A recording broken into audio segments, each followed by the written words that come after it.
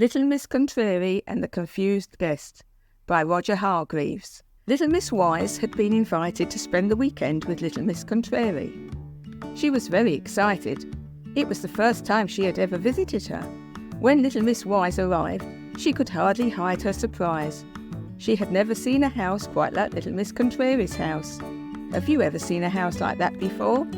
I'm sure I haven't. Goodbye, said Little Miss Contrary, opening the door. Do come out and have a drink, she continued, letting Miss Wise in.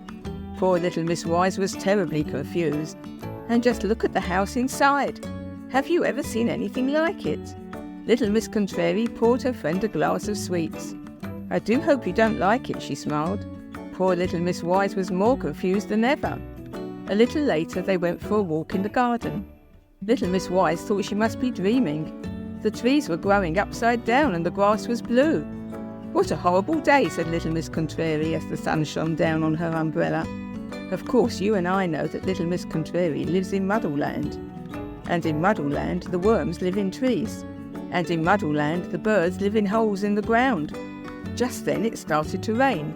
Little Miss Contrary closed her umbrella. What lovely weather we're having, she said. Little Miss Wise began to wonder if Little Miss Contrary was playing a trick on her. Back at the house, Little Miss Wise was fed up. That's enough teasing, she said crossly. I'm tired. I think I'd like to go to bed now. But before you do, said Little Miss Contrary, put your hat under the Christmas tree so that Father Christmas knows that you're here, and he will leave you a present. A Christmas tree? Father Christmas? In the middle of summer?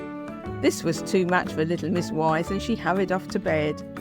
Little Miss Contrary, who'd had a lovely day with her friend, went to her bed and slept very well, with her alarm clock ringing in her ears. But with all that noise, somebody didn't sleep well that night. Can you guess who? That's right, poor Little Miss Wise. What a terrible noise, and what a terribly confusing day, she grumbled to herself. I don't understand it at all. The next morning, good night, said Little Miss Contrary. You look so fresh and well rested this evening. Little Miss Wise did not feel at all fresh and well rested. She hadn't slept a wink all night.